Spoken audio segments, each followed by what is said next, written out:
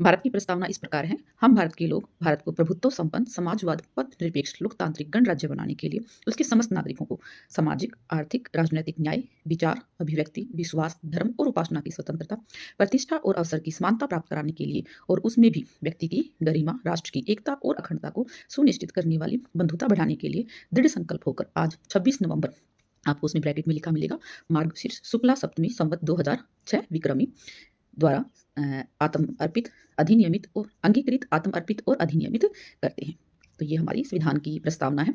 जो हम भारत के लोग शब्द हैं वो हमने अमेरिका से लिया है। यहाँ 5 शब्दों का प्रयोग किया गया है, प्रभुत्व संपन्न समाजवाद पंथ निरपेक्ष और लोकतांत्रिक गणराज्य।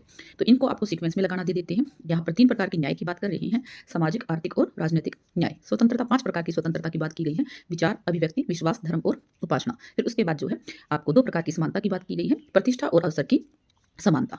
और कई बार जो राष्ट्र की एकता और अखंडता, ये जो शब्द हैं आपसे पहले पूछेगा कि पहले विचार अभिव्यक्ति आ रहा है या फिर पहले आपका जो है सामाजिक न्याय आ रहा है। इस प्रकार से आपको ध्यान में रखना है कि पूरी की पूरी प्रस्तावना आपको पूरी याद होनी चाहिए, भी बहुत बार पूछी जाती है। संविधान की प्रस्तावना में आज तक एक बार संशोधन हुआ है, बार बार ये क्वेश्चन रिपीटेड पूछा जाता है। तो उसमें 3 शब्द जोड़े गए थे, समाजवाद पंथ निरपेक्ष और अखंडता। और ये संविधान संशोधन 42वें नंबर का है, 1976 में होता है। 3 जनवरी 1977 को ये लागू होता है। ठाकुर दास भार्गव के द्वारा जो संविधान की प्रस्तावना है उसे संविधान की आत्मा बोला गया है। ये सब आपको भी बहुत अच्छे से पता होना चाहिए, खासकर जो प्रस्तावना के वर्ड हैं वो आपको एज इट इज याद होने चाहिए।